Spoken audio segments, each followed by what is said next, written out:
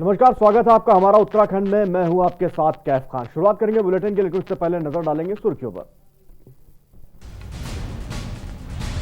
उत्तराखंड में राजनीतिक अटकलें तेज है। पर्यवेक्षक रमन सिंह और दुष्यंत गौतम पहुंचे देहरादून। बीजेपी कोर ग्रुप की बैठक हुई शुरू। मुख्यमंत्री लेंगे बैठक।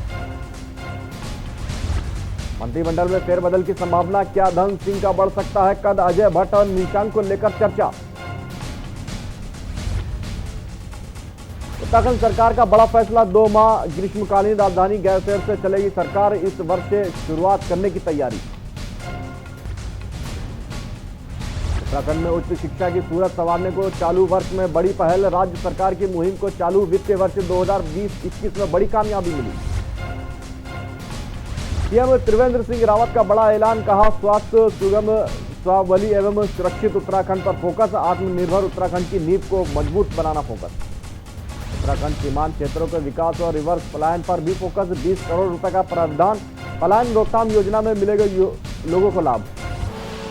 आप देख रहे हैं के न्यूज, खबरों का सारथी।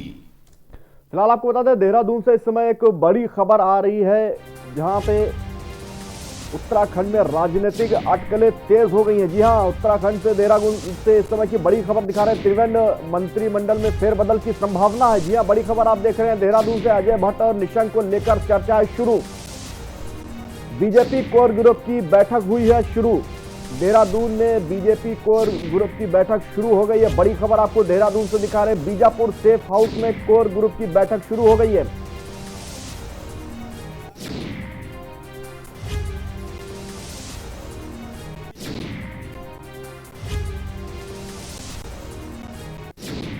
मुख्यमंत्री त्रिवेंद्र सिंह रावत भी इस बैठक में शामिल हुए हैं। बड़ी खबर आपको देहरादून से दिखा रहे हैं। देहरादून उत्तराखंड में राजनीतिक अटकलें तेज हो गई हैं। जी हां, कोर ग्रुप की बैठक शुरू हुई है। यहां पे त्रिवेंद्र मंत्रिमंडल में फेरबदल की संभावना की आशंका जताई जा रही है। अजय भट्ट और निशंक को लेकर चर्चा शुरू हो गई है। बड़ी खबर आपको देहरादून से दिखा रहे हैं। बीजेपी कोर ग्रुप की बैठक शुरू हुई है। जी हां, इस समय की बड़ी खबर आप देख रहे हैं। बीजेपी कोर ग्रुप की बैठक शुरू हो गई है। देहरादून से खबर आपको दिखा रहे हैं। बीजापुर सेफ हाउस में कोर ग्रुप की बैठक शुरू हुई। भाजपा प्रदेश प्रभारी दुष्यंत भी पहुंचे। राष्ट्रीय उपाध्यक्ष रमन सिंह पहुंचे हैं बीजापुर गेस्ट हाउस, जिसके बाद में कोर ग्रुप की यहां पर बैठक शुरू हो गई है। फिलहाल तमाम जानकारी के लिए इसी खबर पे हमारे साथ में हमारे संवाददाता अशोक कुमार हमारे साथ में जुड़ चुके हैं। अशोक, क्या लगता है, जिस तरीके से ये एकदम राजनीतिक हलचल मच गई है, बीजेपी की जो है कोर ग्रुप की बैठक यहाँ पे शुरू की जा रही है, शुरू हो चुकी है, क्या लगता है कि कितने अहम फैसले लिए जा सकते हैं? क्या मुख्यमंत्री यहाँ पे मुख्यमंत्री को बदलने पे क्या चर्चा जिस तरीके से की जा रही है? क्योंकि जब जब बीजेपी ने कोर ग्रुप की बैठक की है, कोई ना कोई बड़ा फैसला लिया है, अहम फैसले लिए गए हैं। क्या आज लगता है कि यहाँ पे कोई बड़ा फैसला आने वाला है?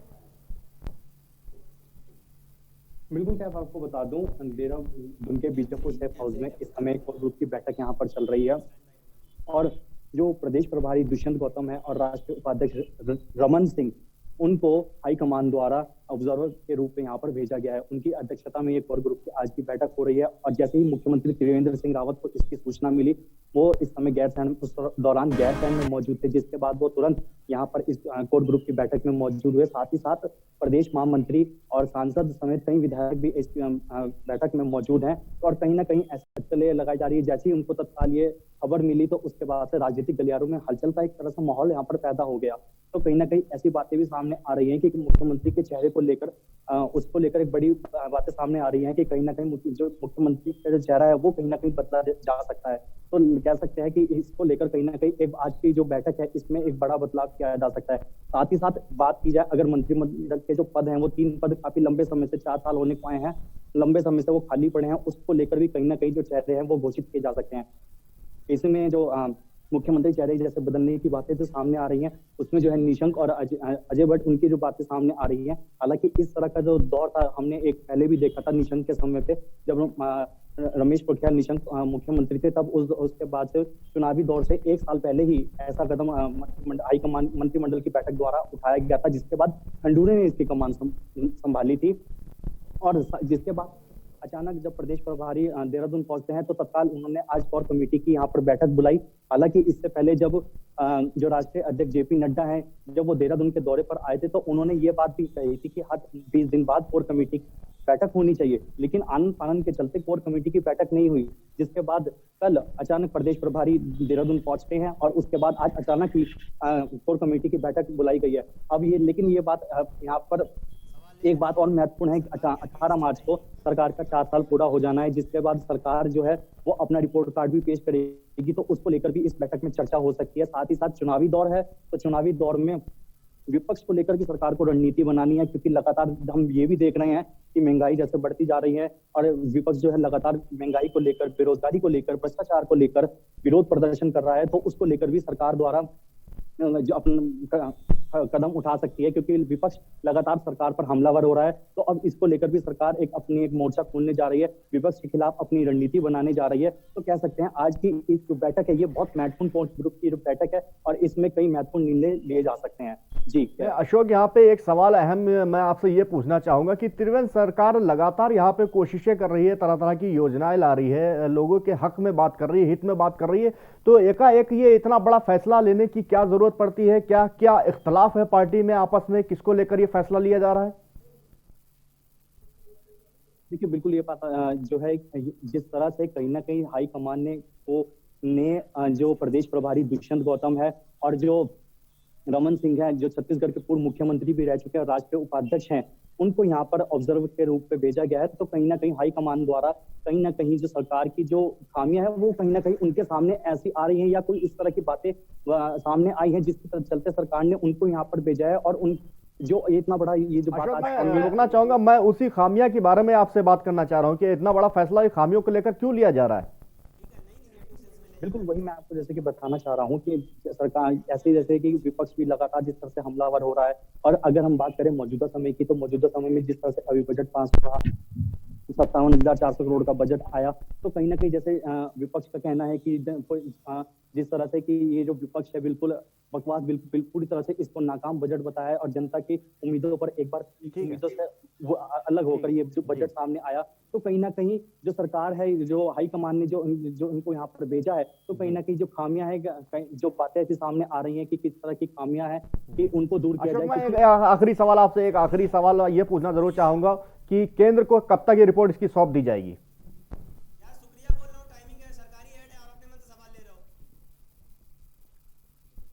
रिपोर्ट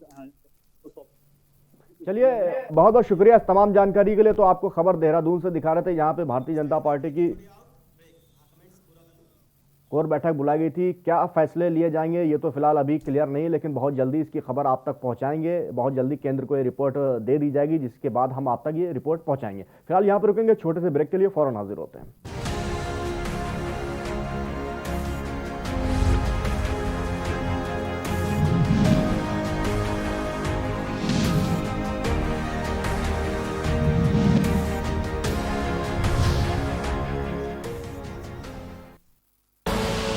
आप देख रहे हैं के न्यूज, खबरों का सारथी। बदलते उत्तराखंड का आईना है स्मार्ट सिटी देहरादून। प्रधानमंत्री श्री नरेंद्र मोदी का सपना है स्मार्ट सिटी देहरादून, जिसे साकार करने में जुटी है त्रिवेंद्र सरकार। जब आप देहरादून आएंगे तो चौंक जाएंगे, क्योंकि अब यहां ट्रैफिक का शोर नहीं, विकास की गूंज सुनाई देगी। हरिद्वार बाईपास पर 940 मीटर लंबा अजबपुर रेलवे ओवरब्रिज, 69 करोड़ की लागत से रिकॉर्ड समय में बना ये overbridge, ISBT flyover, Mohkampur railway overbridge और हर्रावाला फ्लाईओवर देहरादून को स्मार्ट सिटी में तब्दील कर रहा है। विकसित होते उत्तराखंड के माथे पर चमकते सूरज की तरह है स्मार्ट सिटी देहरादून।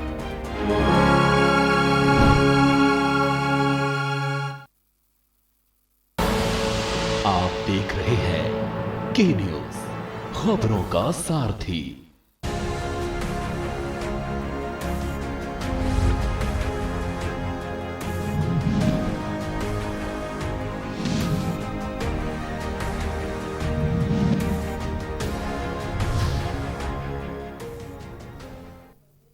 ब्रेक के बाद एक बार फिर स्वागत है आपका हमारा उत्तराखंड में। संयुक्त किसान मोर्चा के बैनर तले डोईवाला में किसानों की महापंचायत होगी, जिसको लेकर किसान नेता डोईवाला क्षेत्र के सभी गांव में जाकर किसानों से समर्थन की अपील कर रहे हैं। उत्तराखंड के हरिद्वार जिले में हुई महापंचायत के बाद अब डोईवाला में भी कृषि कानून के विरोध में किसानों की महापंचायत 14 मार्च को डोईवाला में होगी, जिसमें प्रदेश भर के किसान जुटेंगे। वहीं किसान महापंचायत में भारतीय किसान यूनियन के राष्ट्रीय अध्यक्ष चौधरी नरेश टिकैत शिरकत करके सभा को संबोधित करेंगे, जिसमें वो कृषि कानून को वापस लेने की मांग करेंगे। किसान नेताओं ने कहा कि किसान आंदोलन को और मजबूत बनाकर सरकार से काले कानून वापस लेने के बाद ही किसान आंदोलन खत्म करेंगे। आज हमारे यहाँ लंबरदार फार्म में मीटिंग हुई है, जिसमें कम से कम जो है 80-90 लोग रहे। वो जो 14 तारीख के लिए तैयारी चल रही है, जिसमें नरेश टिकैत जी आ रहे हैं डोईवाला में। एजेंडा वही है, 3 कृषि कानूनों पर रद्द का, MSP का और कई मुद्दे हैं जो रहेंगे। खबर रुड़की से है। रुड़की के भगवानपुर क्षेत्र में CPU पुलिस द्वारा वाहन चेकिंग अभियान चलाया गया। आपको बता दें कि नेशनल हाईवे 73 पर 2 पहिया वाहन, ट्रक एवं बसें तेज गति से दौड़ते हुए हैं, जिसमें आए दिन दुर्घटनाओं का सामना करना पड़ता है। वहीं नेशनल हाईवे के आसपास के ग्रामीण वासियों भी इन तेज दौड़ती हुई गाड़ियों से दुर्घटनाओं का शिकार होते हैं। उप निरीक्षक भारत सिंह ने बताया कि हाईवे पर तेज गति से दौड़ रहे वाहनों के खिलाफ अभियान चलाया जा रहा है। नेशनल हाईवे पर दौड़ रहे तेज गति के वाहनों पर लगाम लगाने के लिए उनकी गति तय की गई है। साथ ही स्पीडोमीटर से गति को जांचा जाएगा और तेज गति से चलने वाले वाहनों का ई-चालान करके उनके घर भेजा जाएगा।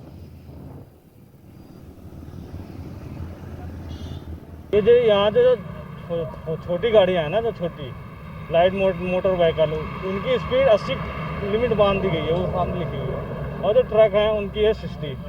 तो जो हम स्पीडोमीटर हमारे पास है, जिनकी स्पीड ज़्यादा तेज़ है उनको हम यहाँ ई-चालान करेंगे, उनके घर ये चालान पहुँचाया जाएगा।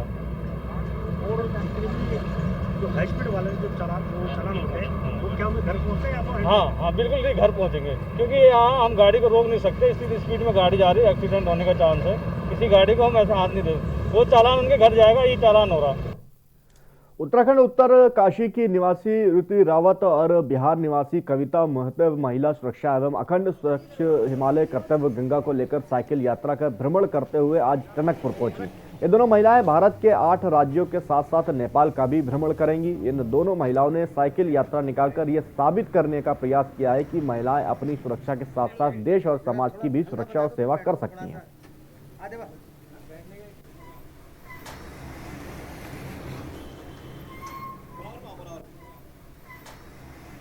महतो है और मैं बिहार से हूँ। मेरी फ्रेंड ऋतु रावत है जो कि उत्तराखंड से है। हम ट्रांस हिमालय साइकिलिंग एक्सपीडिशन पे हैं, जो कि 8 राज्य भारत के और 1 नेपाल कंप्लीट करेंगे हम। इसमें 5700 किलोमीटर हमारा टोटल डिस्टेंस है और हम महिला सुरक्षा एवं अखंड स्वच्छ हिमालय, अखंड हिमालय कर्तव्य गंगा पे, इन 2 मोटो पे हम दोनों साइकिलिंग कर रहे हैं। रुकेंगे एक ब्रेक के लिए, फौरन हाजिर होते हैं।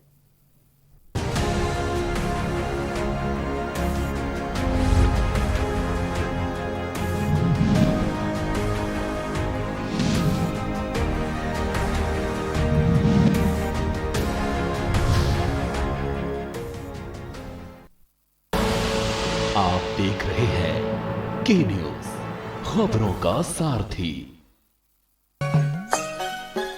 ये नजारा उत्तराखंड अल्मोड़ा के हवालबाग स्थित ग्रोथ सेंटर का है। कभी चूल्हे चौके तक सीमित इन महिलाओं के हाथ बेकरी की मशीनों पर एक सधे हुए कारीगर की तरह चल रहे हैं और इन्हें ये महारत हासिल हुई है ग्रोथ सेंटर में प्रशिक्षण लेने के बाद। इनके उत्पादों की आसपास के बाजारों में बड़ी डिमांड है। उत्तराखंड सरकार द्वारा इन्हें आधुनिक मशीनें दी गई हैं, जिनसे इनका काम और आसान हो गया है। इस ग्रोथ सेंटर में बेकरी के विभिन्न प्रकार के स्वादिष्ट उत्पाद हैं, जिनमें मंडुए बिस्किट, क्रीम रोल, तिल के बिस्किट, बन, केक सहित कई चीजें हैं। हमें अच्छा एक रोजगार मिला है। घर का काम करते करते हम अपना सुबह शाम अपना घर का कार्य निपटा के दिन में हम यहाँ का काम करते हैं। इसी ग्रोथ सेंटर में हर्बल चाय का उत्पादन भी किया जा रहा है। ये सारे उत्पाद स्थानीय हैं। तेज पत्ता, तुलसी, थाइम, कैमोलाइन, लेमन ग्रास, बोनास के सूखे फूल, गिलोई, सौंठ, कंडाली सहित कई प्रकार की जैविक जड़ी बूटियों से अलग अलग प्रकार की हर्बल टी तैयार की जाती है। इसकी पैकेजिंग और ब्रांडिंग करने के बाद इसे बाहर भेजा जा रहा है। हम बाहर तक भी भेजते हैं, जैसे देहरादून, दिल्ली, मुंबई इत्यादि जहाँ जहाँ से हमारे पास डिमांड आती है वहाँ पर हम उनकी डिमांड के अनुसार पहुँचाते हैं। ग्रोथ सेंटर में आसपास के गांवों के 20 समूहों की 300 से अधिक महिलाओं का रोजगार चल रहा है।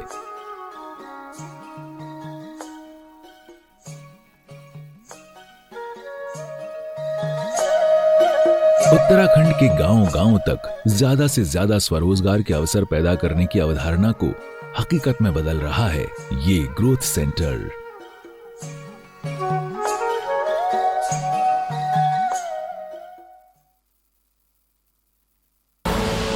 आप देख रहे हैं के न्यूज, खबरों का सारथी।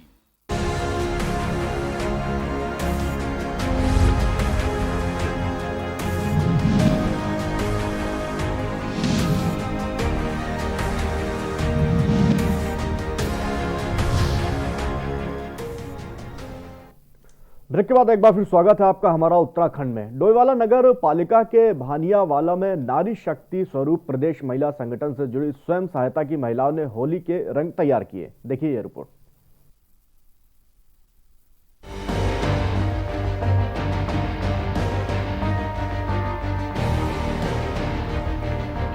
महिलाओं द्वारा तैयार होली के हर्बल रंग, घरों में प्रयोग होने वाले फूड कलर, गेंद गुलाब, चुकंदर, कच्ची हल्दी, अरारोट, मैदा और चावल से तैयार कर बाजार में उपलब्ध कराने के साथ ही सरकारी विभागों को भी यह रंग उपलब्ध करा रही हैं, जिससे महिलाएं जहां आत्मनिर्भर बन रही हैं, तो वहीं रोजगार से भी जुड़कर अपनी आजीविका प्राप्त कर रही हैं। महिलाओं के द्वारा तैयार किए जा रहे हर्बल रंग प्रशिक्षण कार्यक्रम को देखने राज्य मंत्री अरुण कुमार सूद के साथ नगर पालिका डोईवाला के अधिशासी अभियंता विजय चौहान, भाजपा नेता नरेंद्र नेगी पहुंचे। महिलाओं के उत्साह को देख राज्य मंत्री ने जहां महिलाओं समूह को 10 किलो रंग तैयार कर देने को कहा, तो वहीं राज्य मंत्री अरुण सूद ने भी हर्बल रंग को सीएम हाउस में ले जाने की बात कही। तो वहीं रंग पालिका डोईवाला के अधिशासी अभियंता विजय चौहान ने भी महिला समूह को 10 किलो रंग तैयार कर देने के लिए कहा है। 8 मार्च को विमेंस डे है और पूरा भारतवर्ष चाहता है कि महिला सशक्तिकरण बढ़े। इसी की पहल में ये जो हमारी ऑर्गेनाइजेशन है इसने बहुत ही अच्छा महत्वपूर्ण कार्य किया है। इसमें ये महिलाओं को ट्रेनिंग दी गई है कि ये विभिन्न ऑर्गेनिक ना होके इनऑर्गेनिक चीज़ों से रंगों को बनाएं, जैसे चावल हो गया, मैदा हो गया, और उसमें कलरिंग के लिए ये वेजिटेबल्स के एसेंस को यूज़ कर रहे हैं, जो कि हमारे शरीर के लिए नुकसानदायक नहीं है। महिला समूह से जुड़ी रीता नेगी, नीलम नेगी और कोमल देवी ने उत्साह बढ़ाने पर राज्य मंत्री के साथ नगर पालिका के ईओ को धन्यवाद दिया और बताया कि उनके समूह ने अभी तक डोईवाला के विभिन्न क्षेत्रों में 12 महिला समूह को हर्बल रंग बनाने का सफल प्रशिक्षण दिया है, जिसके बाद महिला समूह रंग तैयार कर लोगों को उपलब्ध करा रही हैं। समूह महिला प्रदेश संगठन का एक प्रयास है कि जो हमारे ये स्किन को आजकल बीमारियां बहुत चल रही हैं, तो हमने एक हर्बल कलर बनाने की वो ठाना है कि हर घर में हम हर्बल कलर बनाएं। इसको हमने एक अरारोट होता है उससे बनाया, वैसे मैदा से भी बना सकते हैं, चावल के आटे से बना सकते हैं, बस रहता है चावल के आटे को महीन करके पीसना पड़ेगा। इसमें हमने पालक का रंग बनाया है और गेंदे के रंग से बनाया है, गेंद और चुकंदर के रंग से बनाया है। फिलहाल आपको सीधा लखनऊ लेके चलते हैं, जहां पे सूबे के मुख्यमंत्री योगी आदित्यनाथ क्या कुछ कह रहे हैं, आइए आपको सुनवाते हैं। सदस्य ऐसे होंगे जो पहली बार बैंक के निदेशक के रूप में चयनित होकर के इस विकास यात्रा के साथ सहभागी बने होंगे।